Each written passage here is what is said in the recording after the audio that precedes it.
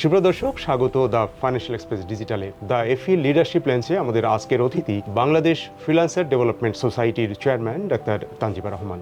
Doctor তানজিবার সঙ্গে আজকে আমরা কথা বলবো কি কারণে এই সোসাইটি তৈরি হয়েছে, এর পেছনের গল্প, কি কাজ সোসাইটি করছে, বাংলাদেশের ফ্রিল্যান্সিং সেক্টরের বর্তমান অবস্থা কি, ভবিষ্যতে কোথায় ওনারা নিয়ে যেতে চান, এই সব কিছু আজকের এপিসোডে আমরা আলাপ করব। শুনতে থাকুন the financial express digital. Doctor Tanjiba Rahman, স্বাগত ফাইন্যান্সিয়াল এক্সপ্রেস ডিজিটালে।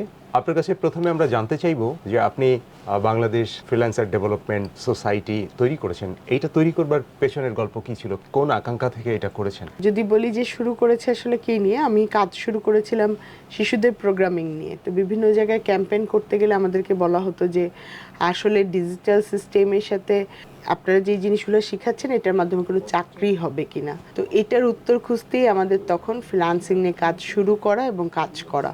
তো এরপরে যখন যেখানেই গিয়েছি না কেন, তখন আমরা এটা বলতে পারতাম যে আপনি যদি খুব অল্প বয়স থেকে টেকনোলজি ওরিয়েন্টেড হন, তাহলে খুব অল্প সময়ে আর্থিক ইনকাম করতে পারবেন। এবং যেটা আমরা বলি যে ফ্রিল্যান্সিংয়ের ক্ষেত্রে যেটা, যে বিশ্বের দরজাটা উন্মুক্ত হওয়া, ফ্রিল্যান্সিংকে কিন্তু আমরা ইন্টারন্যাশনাল মার্কেট প্লেসে কাজ করা এবং আন্তর্জাতিক শ্রমিক বলি। সো ওই জায়গাটা উন্মুক্ত হয়ে যাবে। তো টেকনোলজি আন্তর্জাতিক দরজা উন্মুক্ত করবে, এটাকে চিন্তা করে বাংলাদেশ ফ্রিল্যান্সার ডেভেলপমেন্ট সোসাইটি তৈরি হওয়া। কারণ ওই সময় আমরা যেটা দেখেছি যে ফ্রিল্যান্সারদের সামাজিক মর্যাদার লেভেলটা খুব কম ছিল। আমরা একটু সময়ের ফ্রেমেও বাঁধি, যদি সময়টা বলেন যে কোন সময়টা আপনি শুরু করলেন, তারপরে এই সোসাইটিটা এক্স্যাক্টলি কবে শুরু হলো? 2014 থেকে আমি কাজ করছিলাম বাচ্চাদের নিয়ে। 2016তে এসে আমাদের মনে হলো যে না, এটা নিয়ে কাজ করা উচিত। এবং 2017 এবং 2018-র ভিতরে আমরা এই টাইম ফ্রেমটাকে সুন্দরভাবে গুছিয়ে নিয়ে আসতে পেরেছি। এবং কিভাবে আসলে একদম শিশু বয়স থেকে টেকনোলজি শিখিয়ে নিয়ে ফ্রিল্যান্সিং এর ক্যারিয়ারটা দেখানো যায়, এটা 2018 সাল নাগাদ আমরা তৈরি করে ফেলেছি। তারপরে মিশন ভিশন কি ছিল এবং কতদূর সেটা অর্জন করেছেন? যেটা সবার ফার্স্টে ছিল সেটা হচ্ছে যে সোশ্যাল যে ডেভেলপমেন্টটা, যে আপনি দেখেন আপনার সন্তানকে আপনি ডাক্তার ইঞ্জিনিয়ার তৈরি করতে চান, আপনি কিন্তু ফ্রিল্যান্সার তৈরি করবেন এরকম কোনো কথা আমি 2016-তে শুনতে পেতাম না। বা কেউ ফ্রিল্যান্সার এই কথাটাও কেউ কাউকে বলতে চেত না। কারণ রাতের বেলা জেগে জেগে কী ধরনের কাজ করা হয় এটার ক্ষেত্রে সমাজ কিন্তু অনেক ধরনের প্রতিবন্ধকতা ছিল। সেই জায়গাটা থেকে শুরু করে তখন আমাদের ফার্স্ট যেটা কাজ ছিল যে সোশ্যাল যত ব্যারিয়ার আছে সেগুলোকে রিমুভ করা। দ্বিতীয় যে কাজটা আমরা তৈরি করেছি সেটা হচ্ছে ব্যাংকিং সেবা প্রদান করা। ইন্টারন্যাশনাল এবং লোকাল দুইটা ব্যাংকিং সেবাই আমরা প্রদান করার জন্য সুবিধা তৈরি করেছি। তৃতীয় যে কাজটা আমরা করছি সেটা হচ্ছে মেন্টরশিপ দেওয়ার যে ব্যাপারটা। এবং থার্ড নাম্বারে হচ্ছে যে আমাদের দেশে দেখবেন কাজ হয় খুব কমন কয়েকটা সাবজেক্টে, graphics design, web development, digital marketing, এই টাইপের কাজগুলো। কিন্তু ক্যারিয়ার ওরিয়েন্টেড ফ্রিল্যান্সিং নিয়ে কিন্তু কেউ এখন পর্যন্ত কাজ করে না। যেমন একজন ডাক্তার, সেও কিন্তু ফ্রিল্যান্সার হতে পারেন, একজন ইঞ্জিনিয়ার, সেও কিন্তু ফ্রিল্যান্সার হতে পারেন। যে সাবজেক্টে পড়ালেখা করেন সেই সাবজেক্টের উপরে কিন্তু ফ্রিল্যান্সিং পেশা আছে। এই জায়গার এক্সপ্লোরেশনটা আমাদের ন্যাশনাল ইউনিভার্সিটি এবং ইউজিসির ছেলেমেয়েদেরকে শেখানোর এই ভিশনটা নিয়ে আমরা শুরু করেছি। এবং যারা বর্তমানে ফ্রিল্যান্সার আছেন তাদেরও একটা সাস্টেইনেবল অবস্থান, কারণ দেখা যায় যে অনেকে স্কিল আপগ্রেডেশন বা রিস্কিলেশনের জন্য রেগুলার কাজ পাচ্ছেন না। তখন তো আপনি এই ক্যারিয়ারটাকে আসলে ফ্রিল্যান্সিং ক্যারিয়ার আপনি থাকবেন, আপনি আলটিমেটলি এখান থেকে সরে যাবেন যে এটা সামনে কোনো ভবিষ্যৎ নাই। ফ্রিল্যান্সার ক্যারিয়ারটাকে সাস্টেনেবল অকুপেশন এবং ফ্রিল্যান্সিং এই টোটাল বিষয়টার একটা ইকোসিস্টেম ডেভেলপমেন্ট করার জন্য আমরা কাজ শুরু করেছি। এটা লাস্ট পদক্ষেপ হচ্ছে ওয়েলফেয়ার ম্যানেজমেন্ট। যে আমরা সাধারণত বিসিএস ক্যাডার কেন হতে চাই, আমাদের সবচেয়ে বড় টার্গেট হচ্ছে পেনশনের টাকা পাবো, যে বয়স যখন বেড়ে যাবে তখন আমি কোথায় যাব। তো আমরা ফ্রিল্যান্সারদের জন্য এই সুবিধাটা তৈরি করার ব্যবস্থা করছি, যে এই যে সে দেশে বসে দেশের সর্বোচ্চ মেধা হয়ে বিদেশে মেধাভিত্তিক আর্নিং করছে, এটার যেন একটা সাস্টেইনেবল ইকোপাথ তৈরি হয়ে যে শেষ বয়সে একটা পেনশন কালেক্ট করতে পারে, সেই ব্যবস্থা করা। এমন কোনো মাইলস্টোন আছে যেটা ইতিমধ্যে আপনারা অর্জন করেছেন বা সামনে করতে চান? যেটা বলবো যে ফ্রিল্যান্সারদের একটা মাইলস্টোন তো আমরা অর্জন করতে পেরেছি, যে সোশ্যাল যে নর্মসগুলো ছিল, যে আসলে আমি কি করি ফ্রিল্যান্সার ক্যারিয়ার হিসেবে কাউকে বলতে পারে যে আমি একজন ফ্রিল্যান্সার, গর্ববোধ করা, সেটা আমরা পার করে ফেলেছি। সবচেয়ে দ্বিতীয় যে মাইল ফলকটা আমরা পার করেছি সেটা হচ্ছে আপনি ফ্রিল্যান্সার কেন হতে চাবেন বা আপনি এই ক্যারিয়ারটাতে কেন থাকবেন, এটার সবচেয়ে বড় স্পেস যেটা সেটা হচ্ছে ব্যাংক রিলেটেড যে জায়গাগুলো। আপনি দেখেন আমাদের এখন প্রায় 16টা ব্যাংকে ফ্রিল্যান্সার স্পেশাল অ্যাকাউন্ট আছে। ব্যাংকগুলো আপনাকে স্পেশাল ক্রেডিট কার্ড লোন সুবিধা দিচ্ছে এবং আপনাকে আলাদাভাবে ট্রিটও করছে। ইনসেনটিভ দেওয়ার কথা ছিল, সেটা এখনও শুরু হয়নি, বা সেটাও শুরু হবে। সো সবগুলো মিলিয়ে এই যে ফ্রিল্যান্সের ক্যারিয়ারটার যে গ্রুমিং, সেটা আমরা পার করে ফেলেছি। থার্ড স্টেজে এসে আমরা যেটা শুরু করেছি সেটা হচ্ছে ইন্টারন্যাশনাল প্ল্যাটফর্মগুলোকে ইনক্লুড করা। যেমন লাস্ট কয়েকদিন আগে আমরা স্ট্যান্ডার্ড চার্টার্ড ব্যাংকের সাথে একটা এমইউ করতে পেরেছি এবং বাংলাদেশে স্ট্যান্ডার্ড চার্টার্ড, আপনি জানেন যে স্ট্যান্ডার্ড চার্টার্ড কিন্তু ইন্টারন্যাশনাল ব্যাংক, সে কিন্তু অলরেডি বাংলাদেশের জন্য একটা স্পেশাল প্রোডাক্ট তৈরি করছে। সো এই মাইল ফলকগুলো আমরা যেহেতু আস্তে আস্তে শুধু ফ্রিল্যান্সারদের জন্য, that one is standard chartered freelancer account. বাংলাদেশে এখন মোটামুটি কত ফ্রিল্যান্সার আছেন এবং আপনাদের এই প্ল্যাটফর্মের মধ্যে কত অন্তর্ভুক্ত হয়েছে? বাংলাদেশে টোটালে 253টা মার্কেট প্লেসের উপরে কাজ হয় এবং টোটাল 253টা মার্কেট প্লেসের ডাটা অনুযায়ী প্রায় 10 লক্ষ ফ্রিল্যান্সার আছে বাংলাদেশে। এবং আমাদের এখানে ছাতা, কারণ আমরা এখানে তৈরি করেছি, আমাদের কাছে আসতে হবে এমন না। যার প্রবলেম হচ্ছে বা যে আসলে চায় সে আমাদের প্ল্যাটফর্মের মাধ্যমে ইনক্লুড হতে পারেন। এই সংখ্যাটা বর্তমানে 14,000-এর মতো। আপনি একটু তুলেছিলেন প্রসঙ্গটি যে সোশ্যাল রিকগনিশন, ফ্রিল্যান্সারদের এক সময় আমরা একটু অন্যরকম ভাবে দেখতাম, একেবারে যিনি অন্য কোনো ক্যারিয়ার তৈরি করতে পারছেন না তিনিই ফ্রিল্যান্সিং করেন, এরকম আমাদের মনে হতো। তো সেই অবস্থাটা পরিবর্তনের জন্য আপনারা কতটুকু করেছেন এবং আরো কতটুকু করবার প্রয়োজন বলে আপনি মনে করেন? আমি যদি বলি যে এই জায়গাটাতে আমরা ফ্রিল্যান্সারদের ব্যাংকিং সেবাটা তৈরি করার কারণে এই জায়গাটাতে কিছুটা পরিবর্তন এনেছে, কিন্তু ম্যাসিভ লেভেলের পরিবর্তনটা কিন্তু এখনো আসেনি। আমি যদি একদম প্রিভিয়াস আমাদের কাজের সময়ের কথাগুলো বলি, অনেকের ক্ষেত্রে ব্র্যান্ডিংটা করেছেন এমনভাবে যে হয়তো তার ইনস্টিটিউশনের কোনো বিজনেস আছে, সে চাওয়ালা ফ্রিল্যান্সার হতে পারে। আসলে কিন্তু এটা না। ফ্রিল্যান্সাররা দেশের সর্বোচ্চ মেধা। একজন ফ্রিল্যান্সার সে দেশে বসে সহস্র মাইল দূরের ক্লায়েন্টকে ম্যানেজ করতে পারছে।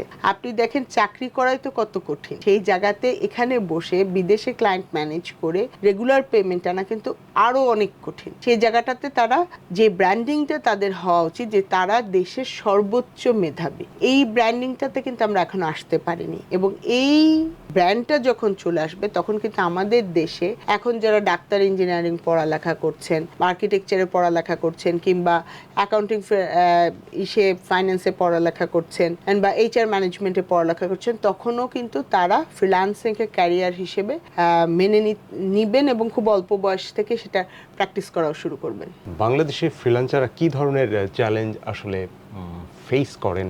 একটা সোশ্যাল রিকগনিশন নিয়ে আমরা কথা বললাম, ওয়ার্ক এনভায়রনমেন্ট একটা ইস্যু, লিগ্যাল ফ্রেমওয়ার্ক একটা ইস্যু, তারপরে পলিসি সাপোর্ট একটা ইস্যু। এটা কি এই সব বিষয়ে কি ধরনের চ্যালেঞ্জ তারা ফেস করে? একদম শুরুতে যদি বলি যে আমাদের সবচেয়ে বড় প্রবলেম কোথায়, আমাদের সবচেয়ে বড় প্রবলেম হচ্ছে আমাদের এডুকেশন। যেখানে আমাদের যে প্রবলেমটা আমরা ফেস করছি দুইটা জিনিস। এক হচ্ছে আমি খুব অল্প বয়স থেকে টেক ওরিয়েন্টেড না, আমি 22-23 বছর বয়সে এসে টেকনোলজি শিখছি যখন আমার টোটাল গড়ার বয়সটা শেষ। সেকেন্ড যে জিনিসটা বলবো সেটা হচ্ছে কমিউনিকেশন স্কিল।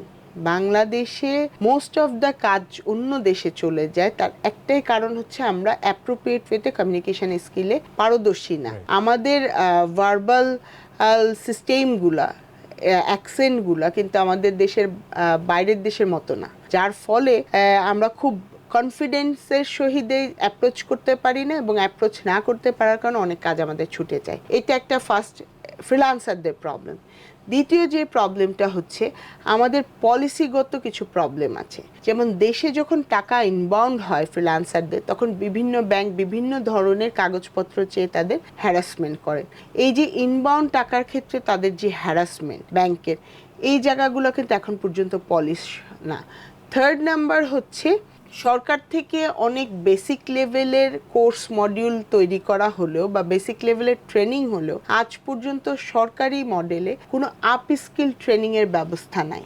দেশে কোনো মেন্টর তৈরি করার মেন্টর পুল নাই। আমাদের দেখেন আমাদের আশেপাশে সরকার অনেক কিছু তৈরি করেছেন, কিন্তু আমি যার কাছে শিখবো সেই মানুষটাই যদি অ্যাপ্রোপ্রিয়েট না হয় আমি কার কাছে শিখবো, এটা না।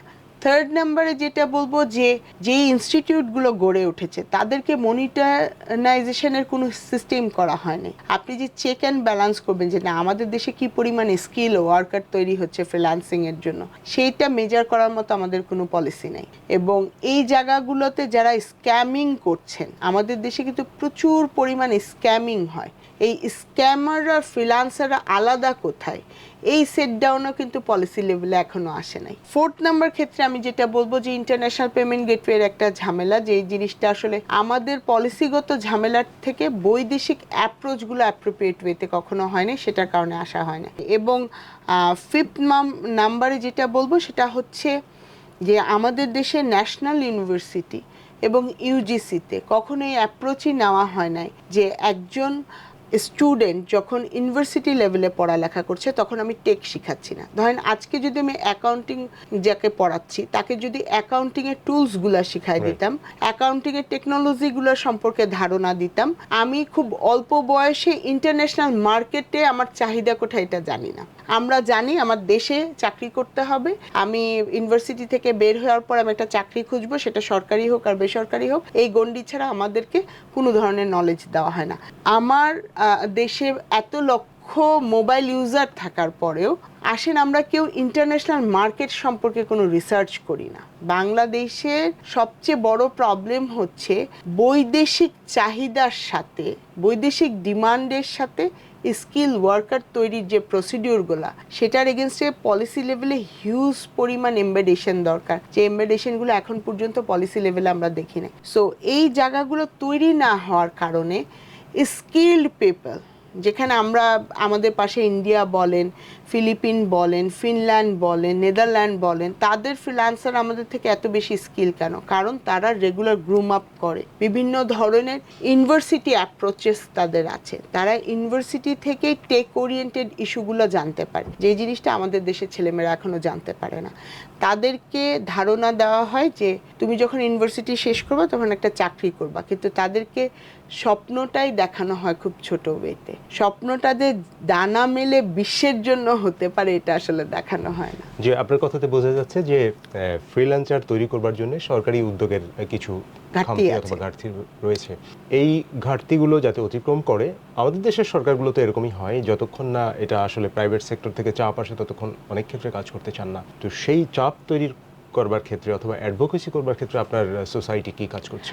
আমরা ইউজিসি এবং ন্যাশনাল ইউনিভার্সিটির সাথে প্রচুর ক্যাম্পেইন করেছি এবং আমরা ডাইরেক্ট ক্যাম্পেইন আরও কিছু করতে চাই। তার মাধ্যমে যেটা হবে যে আপনি যেদিন প্রথম ইউনিভার্সিটিতে ভর্তি হচ্ছেন বা কলেজে অনার্স বা মাস্টার্সে ভর্তি হচ্ছেন, তখন আপনাকে ফার্স্টের দিনই আপনার ক্যারিয়ার সম্পর্কে ফুল ধারণা দিতে হবে। সেটা নিয়ে আমরা কাজ করছি, তবে সেটা এখন পর্যন্ত ম্যাসিভ লেভেলে হয়নি, কারণ আমাদের মধ্যে কিছু ইস্যু হয়েছে, গভর্নমেন্ট চেঞ্জ হয়েছে, সবকিছু মিলে আমরা আসলে সামনে কিছুটা স্থিমিত যেতে হচ্ছে। বাট আমরা চাই যে এটা আরও ম্যাসিভ লেভেলে হোক, যে সাবজেক্টে পড়ালেখা করছে সে সেই সাবজেক্টের টেকনোভার্সন শিখবে, তার সাথে যে টেকনোলজি অ্যাড আছে। ধরেন যে বাংলাতে পড়ালেখা করছে সে বাংলা কন্টেন্ট রাইটার তৈরি হবে, যে ইংলিশে পড়ালেখা করছে সে, কারণ এখন তো কন্টেন্টের যুগ, আপনি যদি কন্টেন্ট তৈরি করা না শিখান, আপনি যদি ওকে স্কিল ডেভেলপমেন্টে নারিশমেন্ট খুব অল্প বয়স থেকে না করেন, তাহলে তো আসলে স্কিল ওয়ার্কার চাইলে লাভ নাই। এবং আমরা সবসময় বলি যে প্রাইভেট সেক্টরের সাথে গভর্নমেন্ট সেক্টরের অ্যালাইনমেন্ট মানে হচ্ছে কি পরিমাণ আমার স্কিল ডিমান্ড আছে এবং কি পরিমাণ আমার স্কিল ওয়ার্কার এটার জন্য তৈরি আছে। আজ পর্যন্ত দেখেন আমাদের দেশে স্কিল ওয়ার্কফোর্সের জন্য কোনো কিন্তু ডাটা নাই। আমরা উইদাউট ডাটা ড্রিভেন একটা কান্ট্রি, যারা চেষ্টা করতেছি সার্ভাইভ করতে, বাট ডাটা কালেক্ট করে অ্যাপ্রোপ্রিয়েট ওয়েতে অ্যাপ্রোচ করতে রাজি না। আমরা জেনারেল তথ্যগুলো নিয়ে আবার আলাপ করব, তার আগে একটু ফিরবো আপনার ব্যক্তিগত অভিজ্ঞতার জায়গাতে।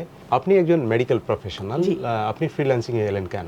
আমি শুরু করেছি ফ্রিল্যান্সিংয়ে ফার্স্ট যখন আমি যেটা বললাম যে আমি তো চাইল্ড প্রোগ্রামিং নিয়ে শুরু করেছি। চাইল্ড প্রোগ্রামিং ম্যাটারটা তো আমি করতে পারতাম এবং ছোটোখাটো যে ধরনের প্রোগ্রামিংই করা সেটা আমি পারতাম। এরপরে আমি এসেছি ডিজিটাল মার্কেটিংয়ে কাজ করা নিয়ে। তারপরে আস্তে আস্তে চিন্তা করেছি যে না, আসলে এই টাইপের কাজগুলোতে পার আওয়ার পেমেন্ট পেমেন্টটা কিন্তু খুব কম।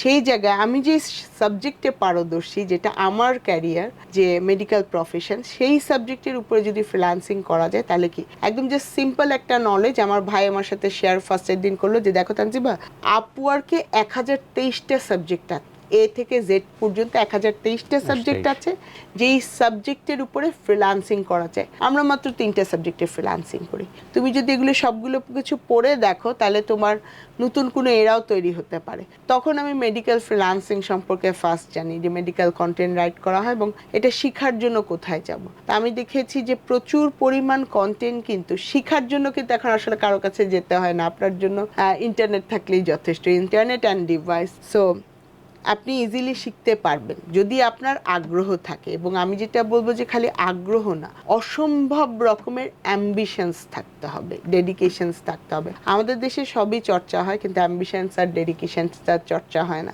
সো আমার তখন মনে হয় যে না, আমি কেন 5 টাকা 6 টাকায় কাজ করছি, আমি যদি একটু কিছুক্ষণ নিজেকে নারিশ করি তাহলে এই আমি মানুষটাই কয়দিন পরে $100 উপর ইনকাম করতে পারি পার আওয়ার। সো এই অ্যাম্বিশনের জায়গাটা I set down the previous, এবং আমি আস্তে আস্তে এই প্রফেশনটাকে, যে আমার মেডিকেল প্রফেশনের ডাইরেক্ট, আমি যদি বলি যে আমি ডাইরেক্ট কাজ করছি কিনা মেডিকেল, কারণ আমার বাসা থেকে একটা প্রেশার ছিল যে মেডিকেল প্রফেশন তুমি ছেড়ে দিচ্ছ। এক্স্যাক্টলি এটাই বলবো যে একটা ফ্যামিলি প্রেশার এবং পিয়ার প্রেশারও থাকে অন্য একজন। সো মেডিকেলটাকেই টেক প্রফেশনে নেওয়া, এটার ট্রান্সফরমেশন। তো সেটা আপনি অতিক্রম করলেন কিভাবে, এই যে ফ্যামিলি প্রেশার এবং পিয়ার প্রেশার? ফ্যামিলি প্রেশার যেটা হচ্ছে সেটা হচ্ছে আমার আব্বা, যেহেতু দুইটা জিনিসের আমি সুবিধা পেয়েছি, যে আমার বাবা মা খুব মানে যদিও তারা আগের যুগের কিন্তু তারা খুব মডার্ন লাইফের। আব্বা কোনো জিনিস চ্যালেঞ্জেস মোকাবেলা করতে পারো কিনা এটার ওয়েট করে দেখতে। ওনার কাছে ফার্স্টে আমি শুনছি যে হ্যাঁ এটা করলে কোনো লাভ নাই, তুমি একটা চাকরি করো, ভালো হসপিটালে একটা ভালো ইনকামে যাও, এটা ছাড়া তোমার অন্যটা হবে না। এই জিনিসগুলো যতই করুক না কেন, সোশ্যাল, আমার কাজের সাথে যখনই সোশ্যাল কাজ ছিল তখন কিন্তু ওনারা বলছে যে না আচ্ছা ঠিক আছে, এটা নারিশ করতে আমরা কিছুটা টাইম দিতে পারি। সো সোশ্যাল কাজের কারণে কিছুটা ছাড় পেয়েছি।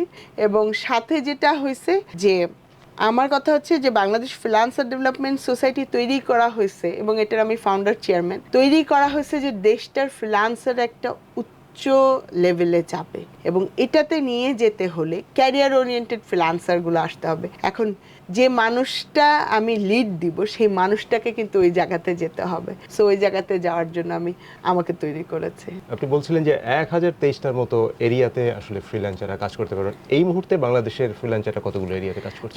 10 থেকে 11টা। এটা এক্সপান্ড করবার জন্য আপনার পরামর্শ কি, এবং কি কি করা যেতে পারে?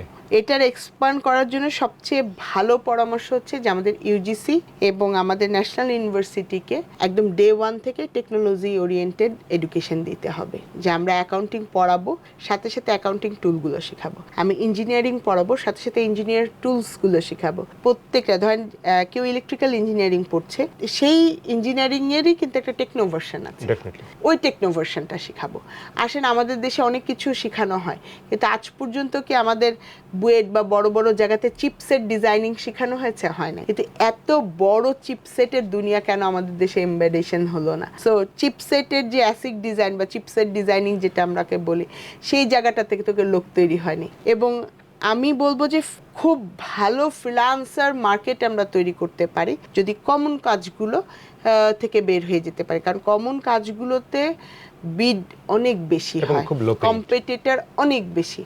যখনই আপনি এখান থেকে সরে হাইলি পেইড জবগুলোতে চলে যাবেন, ওখানে কম্পিটিটর কম, কাজ পেতে সহজ, এবং সাথে আপনার পেমেন্ট অনেক বেশি, চ্যালেঞ্জেসগুলো কম। সো আমাদের ছোট বলবো না, যে আমাদের স্কুল লেভেল থেকে বিশাল বিশ্বের যে একটা দুনিয়া আছে। আমাদের দেখেন টিচাররা আমাদের ক্লাসের কেবল বই ভিত্তিক গল্প বলেন, কিন্তু বিশ্বে আসলে কি হচ্ছে এটা নিয়ে কিন্তু আমাদের বোর্ডের বই তৈরি হয় নাই। We are not world oriented, we are so much inverted যে বাংলাদেশে কি হচ্ছে, বাংলাদেশের জিনিসপত্র নো। আমাদের পড়ালেখার ভিতরে ইন্টারন্যাশনাল মার্কেট রিসার্চ আসতে হবে, ওয়ার্ল্ডটাকে তুলে ধরতে হবে, ওয়ার্ল্ডের বড় বড় ক্যারেক্টারগুলো নিয়ে গল্প থাকতে হবে। যে জায়গাতে আমি মোটিভেট হব সেটা হচ্ছে ওয়ার্ল্ড ক্যারেক্টারগুলো, যে কোথায় আসলে আছে। আমরা গল্প শুনি, ফেসবুক দেখি ইলন মাস্ক কী করছে, বাট কেউ কি তার আগের চ্যালেঞ্জেসগুলো বলে না, যে সে কি চ্যালেঞ্জেসগুলো ফেস করে এই পর্যায়ে আসছে। একটা বাচ্চাকে যখন ছোটবেলা থেকে তার চ্যালেঞ্জেসগুলো শিখাবেন, এই জায়গাটায় যেতে হলে এই ধরনের চ্যালেঞ্জেস মোকাবেলা করতে হবে, তখন কিন্তু সফলতার সিঁড়িগুলো ইজিলি পার করবে।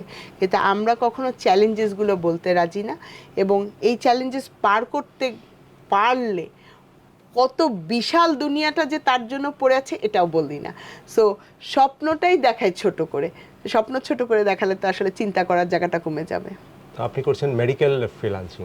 মেডিকেল ফ্রিল্যান্সিং আসলে কি ধরনের কাজ সেটা যদি most of the content writing কাজ হয়, আর কিছু কিছু রিভিউ বা পেশেন্টের হেলথ ডাটা রেকর্ড ম্যানেজমেন্ট হয়, মেডিকেল বিলিংয়ের কিছু কাজ হয়, সব মিলে অনেক টাইপেরই কাজ আছে। আমাদের দেশে তো সাধারণত হেলথ রেকর্ড ম্যানেজমেন্ট সিস্টেম নাই, কিন্তু ওয়ার্ল্ডের যে কোনো জায়গাতে আপনি দেখতে পাবেন যে হেলথ রেকর্ড ম্যানেজমেন্ট সিস্টেমের উপর কাজ চলছে, এবং এটা সবচেয়ে পশ কাজ যদি বাংলাদেশ থেকে করতে পারে। এই মুহূর্তে ফ্রিল্যান্সিং থেকে বাংলাদেশ কিরকম আয় করছে? যদি আমরা বলি যে এই মুহূর্তে আমরা $1 বিলিয়ন নিয়ে আসি, এটা মানে লিগ্যাল এবং লজিক্যাল ওয়েতে, আর আরও কিছু ওয়েতে আমরা টাকা আনছি, সেটা আসলে আইডেন্টিফাইড হচ্ছে না ফ্রিল্যান্সিং আর্নিং হিসেবে। আজকে থেকে 5 বছর অথবা 10 বছরের পরে কথা যদি চিন্তা করি, আপনি কি স্বপ্ন দেখেন? আজকে 25, আমরা যদি 2030-এ অথবা 2050-এ আমরা কোথায় যেতে চাই ফ্রিল্যান্সিং এর ক্ষেত্রে, আপনি কি স্বপ্ন দেখেন? আমি এটা চিন্তা করি যে অ্যাটলিস্ট আমরা যেটা বলি না যে 10 লক্ষ ফ্রিল্যান্সার আছে, আমি ফার্স্টে এটাই স্বপ্ন দেখি যে 10 লক্ষ ফ্রিল্যান্সার সাস্টেইনেবল ক্যারিয়ার হিসেবে ফ্রিল্যান্সিংয়েই আছে, এবং এই 5 বছর ফ্রিল্যান্সার হিসেবেই আছে, এবং বাংলাদেশে ফ্রিল্যান্সিং একটা প্রফেশন ডাক্তার ইঞ্জিনিয়ারিংয়ের পরে সাস্টেইনেবল ক্যারিয়ার হিসেবে ফুললি ডেভেলপ হয়ে যাবে, এই জায়গাতে দেখি। আচ্ছা, আরও কিছু ইস্যু যেমন আছে, আপনি অ্যাক্সেস টু লোন বলেছিলেন, তারপরে ইন্স্যুরেন্স কাভারেজ, পেনশন, এগুলো নিয়ে আরও কি করণীয়? আচ্ছা, বা এখনকার আপনি যদি কম্পেয়ার করেন যে এখন কি অবস্থা এবং এটা আইডিয়াল সিচুয়েশন হলে কি হতে পারে? আপনি যদি ফ্রিল্যান্সার হিসেবে নিজেকে পরিচিত করে দিতে পারেন, তাহলে ব্যাংক আপনাকে খুব ইজিলি লোন এবং ক্রেডিট কার্ড সুবিধা দিয়ে দিতে পারবে। ওয়েলফেয়ার নিয়ে আমাদের কিছু কাজ চলছে, কারণ ইনসেনটিভটা ডেভেলপ না হলে ওখান থেকে ওয়েলফেয়ার ম্যানেজমেন্টে আসাটা একটু টাফ। তারপরেও যেহেতু একটা জিনিসের সময় লাগছে, সেই জায়গাতে অন্য অ্যাপ্রোচে কিভাবে করা যায় সেটা নিয়ে আমরা কাজ করছি। ফাইন্যান্সিয়াল রেগুলেশনস, ট্যাক্স ইস্যু, এগুলো আপনাদেরকে কিভাবে ইম্প্যাক্ট করবে? এখানে কি করণীয়? আচ্ছা, ফাইন্যান্সিয়াল রেগুলেশনে আমি যদি বলবো যে এনবিআরে বেসিক্যালি আমাদের ফ্রিল্যান্সাররা সবচেয়ে বেশি ভুক্তভোগী, কারণ এনবিআরে যে ট্যাক্স ফাইলিংগুলো হয় আমাদের দেশে, আমাদের গভর্নমেন্ট ট্যাক্সটা পাচ্ছি না কেন এটা নিয়ে খুব ওয়ারিড, আর ট্যাক্স ফাইলিংটা অ্যাপ্রোপ্রিয়েট ওয়েতে কিভাবে করা যায় এবং দেশের জনগণ তাতে ট্যাক্স দেওয়ার জন্য উদ্বুদ্ধ হবে, সেটা নিয়ে কিন্তু কেউ কাজ করেন না। কারণ আমাদের দেশে ফার্স্টেই প্রবলেম হয় ট্যাক্স ফাইলিং নিয়ে, যার কারণে একজন যখন হ্যারাসমেন্টের শিকার হয় তখন আরেকজন ট্যাক্স ফাইল করতে চায় না। সো ট্যাক্স ফাইলিংটা অ্যাপ্রোপ্রিয়েট হলে যে অনেক কিছুতে আপনি ছাড় পেতে পারেন, যেমন ফ্রিল্যান্সিং এর মতো আরো 27টা সেক্টর আছে যে সেক্টরে কোনো ট্যাক্স নাই। সো ট্যাক্স ফাইলিংটা যদি অ্যাপ্রোপ্রিয়েট হয় তাহলে কিন্তু ওকে ট্যাক্স দিতে হবে না।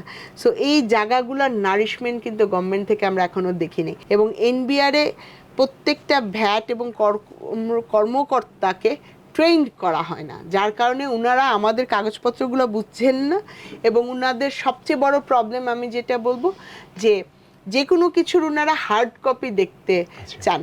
We are the freelancer community and we are 100% paperless. আমাদের সমস্ত ওয়ার্ক অর্ডার বলেন, আমাদের ইচ অ্যান্ড এভরি অ্যাপ্রোচ, আমার সকাল থেকে রাত পর্যন্ত কিন্তু কোনো পেপারের দরকার হয় না। আমি মানুষটা যদি লক্ষ টাকা ইনকাম করতে পারি পেপার ছাড়া, ওনারা একটা ইস্যুকে 5 বার করে প্রিন্ট করায় নিয়ে আসার তো কোনো মানে হয় না, তারপরে ওনারা বুঝেন না। হ্যাঁ, এবং এটার জন্য ট্রেনিং হয় না। আমরা দুইটা জিনিস পলিসিতে অবশ্যই চাই, বাংলাদেশ ব্যাংক এবং এনবিআর এটার এগেনস্টে অবশ্যই যেন ট্রেনিংয়ের ব্যবস্থা করেন। একটা স্পেশাল ইউনিটি থাকবে যাদের মাধ্যমে ফ্রিল্যান্সাররা ট্যাক্স ফাইলিং করতে পারবেন, এবং ফাইলিংটা ঠিক হলে এরা আসলে ট্যাক্স হ্যারাসমেন্ট থেকে সরে যাবে। আর ট্যাক্স হ্যারাসমেন্ট তো একটা ইস্যু আছেই, আমরা অন্য হ্যারাসমেন্টের কথাও বেশ শুনেছি, যেমন পুলিশ হ্যারাসমেন্ট খুব ফেস করেন ফ্রিল্যান্সাররা। আপনি যদি সেইটা একটু ব্যাখ্যা করেন। আসলে যেটা আমাদের সমাজে হয়ে গেছে কি, ওই যে আমি ফার্স্টে বললাম না যে ফ্রিল্যান্সারদের একটা ব্যাড ব্র্যান্ডিং শুরুতে হয়ে গেছে, যে লক্ষ লক্ষ টাকা। ফ্রিল্যান্সাররা লক্ষ লক্ষ টাকা ইনকাম করলেও সেটার একটা লিগ্যাল ডকুমেন্টেশন আছে এবং বলবো যে লিগ্যাল অ্যাপ্রোচে তারা এটা করেন। কিন্তু যারা স্ক্যামিং করেন তারা দেখা যায় লক্ষ্য কেন, তারা কোটি টাকা পর্যন্ত ইনকাম করতে পারেন।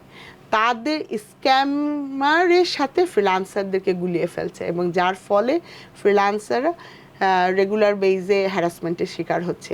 এই জায়গাটা থেকে আসলে ওই যে আবারও পলিসির যে কথাটা, যে পলিসিগত ইমবেডেশন দরকার, যে স্ক্যামিংয়ের পয়সাগুলো কীভাবে আইডেন্টিফাই করতে হবে এবং ওই সব জায়গাতে সাইবার সিকিউরিটি কী টাইপের ডেভেলপমেন্টের দরকার, আর আপনার আইএসপি এর কোন চ্যানেলগুলোর মাধ্যমে স্ক্যামার আর ফ্রিল্যান্সার আইডেন্টিফাইড করা যাবে, যে ইন্টারনেটের ডকুমেন্টেশনগুলো দেখে কিভাবে আমরা বুঝবো যে সেই স্ক্যামিংয়ের সাথে জড়িত না সে ফ্রিল্যান্সিংয়ের সাথে জড়িত, এই জাতীয় ডাটাগুলো নিয়ে কাজ করতে হবে। এটা হলে ফ্রিল্যান্সার আর স্ক্যামারের এই যে ঝামেলাটা এটা মিটে যাবে। আমরা দু একটা উদাহরণ কি এখানে আলাপ করতে পারি নাকি, যে ফ্রিল্যান্সাররা অযথা নানা হ্যারাসমেন্ট? হ্যাঁ, অযথা অনেকবার হয়েছে। তার আমি মোস্ট অফ দ্য ক্ষেত্রে আমি বলবো যে একটা জায়গার যদি আমরা নাম বলি, যে আমাদের দেশে খুব বেশি আমরা শুনি টাঙ্গাইল বেল্টে, তারপর হচ্ছে কিছু আছে যশোর বেল্টে, কিছু আছে সিলেট বেল্টে। এই সব জায়গাতে স্ক্যামাররা আসলে হয় না, অ্যারেস্ট হয় নাই, হয়েছে ফ্রিল্যান্সাররা। এবং খুব কষ্টকর একটা বিষয় যে আপনি যখন একজন ফ্রিল্যান্সার হয়েও পুলিশি হ্যারাসমেন্টের শিকার হবেন, তখন কিন্তু আপনি ভবিষ্যতে ফ্রিল্যান্সার হতে চাবেন না, বা আপনার আশেপাশের কাউকে কিন্তু ফ্রিল্যান্সার হতে বলবেন না। এই জায়গাতে বাংলাদেশের সাইবার ইউনিট থাকার পরেও এই জায়গাতে কোনো ধরনের ট্রেনিং সাধারণত সাইবার ইউনিটের পুলিশরা পেয়ে থাকেন না। এবং আমাদের কী টাইপের ডকুমেন্টেশনগুলো হয় যেগুলো চেক করা যায় কিভাবে আমরা প্রচুর অ্যাসোসিয়েশন থেকে এটাতে সাপোর্ট দিয়েছি, রেগুলার বেস কাজ করেছি, কিন্তু আমি এটা বলবো যে তারপরেও এটা সাফিসিয়েন্ট না। যে দেখা যায় যে অনেক ফ্রিল্যান্সারকে স্ক্যামার বলে শুরুতেই ধরে নেওয়া হয় এবং এই স্ক্যামিংয়ের দায়ে, ধরেন আমার ফ্রিল্যান্সার একজন ভালো পর্স ইনকাম করেন, তাকে যদি আপনি পুলিশে হয়রানি করেন, পরিবার থেকে যেমন চাপ সৃষ্টি হয়, ও কিন্তু আস্তে আস্তে ফ্রিল্যান্সার ক্যারিয়ার থেকে বের হয়ে যায়। সো এই জায়গাগুলো নারিশমেন্টের কিন্তু দরকার। আমাদের লোকাল গভর্নমেন্ট, সিটি কর্পোরেশন, এরা এই ফ্রিল্যান্সিং ইনফ্রাস্ট্রাকচার তৈরির ক্ষেত্রে কোনো অবদান রাখতে পারে নাকি? ফার্স্টেই আমি বলবো যে we are not visionary people. আমরা টেকনোলজি দিয়ে কি ধরনের ডেভেলপমেন্ট হতে পারে এটার ভিশন কিন্তু এখন পর্যন্ত শেষ পর্যন্ত দেখতে পাইনি। এবং এই যে সিটি কর্পোরেশন বলেন বা বাকি যারা বলেন, ওদের ইচ অ্যান্ড এভরি ডকুমেন্টেশন এখনও কিন্তু পেপারে এই জায়গাটাতে। এবং পেপার, আমি যে বলবো যে পেপারে খালি করছেন তা না, এইটা নিয়ে তারা বিভিন্ন মানে একদম ম্যাসিভ লেভেলের ডাটা নিয়ে কাজ করা, কিন্তু এই তিনটা ইসের আমরা কোনোটাতেই দেখি না, না সিটি কর্পোরেশনকে দেখি বা বাকি যারা আছে এটা নিয়ে। ধরেন সিটি কর্পোরেশনের অ্যাওয়ারনেসের অনেক জায়গা তো আছে, সেই জায়গা দিয়ে কিন্তু আমরা নারিশমেন্ট দেখি না। ধরেন প্লাস্টিক বর্জনই তার অ্যাপ্রোচেসগুলো আমরা দেখতে পারছি, সেটা নিয়ে তারা খুব একটা বেশি অ্যাওয়ার না। বা ফ্রিল্যান্সিংয়ের এই জায়গাগুলো নিয়ে যদি আমরা বলি, আমরা প্রত্যেকটা জায়গাতে যদি টেকনোলজিটা কানেক্ট করতে পারি, তাহলে আমি মনে করব যে টেকনোলজি এডুকেশন, যে আপনি যেই জায়গাতেই আসছেন না কেন, গভর্নমেন্টের যারা কাজ করছেন তাদেরকেও টেক ওরিয়েন্টেড ট্রেনিং দেওয়া উচিত, যে টেকনোলজিগুলো আসলে কি আসতেছে। আমরা এআই নিয়ে অনেক কথা বলছি, বিশাল বড় বড় সাবমিট করছি, বাট আমাদের একদম গোড়ায় যে জায়গাগুলো যারা পলিসি তৈরি করেন তারা কিন্তু টেক ওরিয়েন্টেড নলেজের না, তাদেরকেও টেক ওরিয়েন্টেড নলেজ দিতে হবে, এইটা তৈরি করতে হবে। আর এটা তৈরি করলে বাকিরা আমরা আশা করি সাফার করব না। বাংলাদেশের ফ্রিল্যান্সাররা যাদের জন্য কাজ করেন, অর্থাৎ ক্লায়েন্ট যারা, তাদের পারসেপশন কেমন বাংলাদেশের ফ্রিল্যান্সারদের? মানে কিরকম টাইমলি তারা কাজ দিচ্ছেন, কাজের কোয়ালিটি কিরকম, এই পারসেপশনটা কিরকম? যদি বলি বাংলাদেশের সম্পর্কে ক্লায়েন্টদের ফার্স্টে একটা ধারণা আছে যে চিপ রেটে কাজ করে নেওয়া যাবে, আবার সাথে সাথে একটা ব্যাড কনসেপ্টও আছে যে বাংলাদেশি ফ্রিল্যান্সারদেরকে ফুল টাকা দিয়ে দিলে পালিয়ে যাবে, যার কারণে কিন্তু আমাদের পেপালটা দরকার, যে টু ওয়ে মানি ম্যানেজমেন্ট যেখানে আছে সেভাবে কাজ করিয়ে নেওয়া যায় কিনা। ওই জায়গা থেকে আগে যতটা আমাদের অবস্থা খারাপ ছিল, এখন কিছুটা ডেভেলপ হয়েছে। বাংলাদেশ ফ্রিল্যান্সার ডেভেলপমেন্ট সোসাইটির মেম্বার হওয়ার জন্য একজন ফ্রিল্যান্সারকে কি করতে হবে, ক্রাইটেরিয়াগুলো কি? আমাদের দুই ধরনের মেম্বারশিপ আছে, একটা অ্যাসোসিয়েট এবং জেনারেল। অ্যাসোসিয়েট মেম্বারশিপ পেতে হলে আপনাকে অবশ্যই $1000 আর্নিং থাকতে হবে, এবং $1000 পার মান্থ আর না ইয়ারে অ্যানুয়াল আর্নিং থাকতে হবে এবং আপনাকে একটা সাস্টেনেবল গ্রাফ দেখাতে হবে যে আমি রেগুলার কাজ করছি। আর জেনারেল মেম্বার যে কোনো মানুষই হতে পারেন, তবে ওদের ভিতরে ক্যাটাগরি ভাগ থাকে, যে যারা ফ্রিল্যান্সার হতে চাচ্ছেন তাদের একটা ক্যাটাগরি থাকে, আর যারা ফ্রিল্যান্সিং হয়তো শুরু করেছেন বাট $1000 আর্ন হয়নি ওই লেভেলের আছে।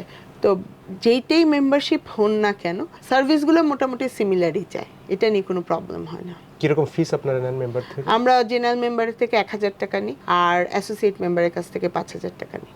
আপনি বলছিলেন যে কখনো কখনো এমন হয় যে অ্যাডভান্স টাকা দিয়ে দিলে অনেক ফ্রিল্যান্সার তারপরে আর যোগাযোগ করেন না, তো সেইটাকে অ্যাড্রেস করবার জন্য আপনাদের সোসাইটি আমরা প্রচুর আমেরিকান এম্বাসির মাধ্যমে এবং আরো কয়েকটা এম্বাসির মাধ্যমে লিগ্যাল অ্যাকশন নেওয়ার জন্য রিকোয়েস্ট পেয়েছি, এবং আমরা সেটা লিগ্যাল অ্যাকশন নিয়ে সেই টাকাগুলো উদ্ধার করার ব্যবস্থাও করেছি। যেহেতু টাকা উদ্ধার করা একটু কঠিন, যেমন হয়তো ফোন নাম্বারটা চেঞ্জ করে ফেলছে, বাট যদি প্রত্যেকটা মার্কেট প্লেস বা আপনি যখন ব্যাংক অ্যাকাউন্ট করছেন তখন কিন্তু আপনাকে ন্যাশনাল আইডি কার্ডে একটা ডাটা দিতে হয়, ওটার মাধ্যমে তখন হয়তো কিছুটা হ্যারাসমেন্ট আমাদের হচ্ছে, বাট আমরা তুলে দেওয়ার ব্যবস্থা করি।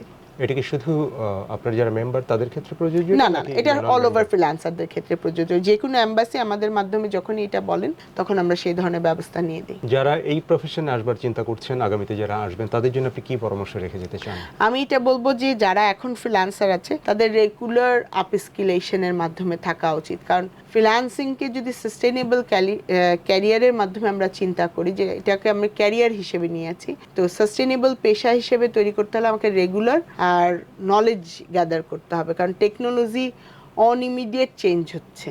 সো আপনি যদি আপ টু ডেট না থাকেন, মার্কেট প্লেসের সাথে ইনক্লুডেড বা মার্কেট প্লেস নিয়ে রিসার্চ না করেন, তাহলে কিন্তু আপনি কখনো কাজ পাবেন না।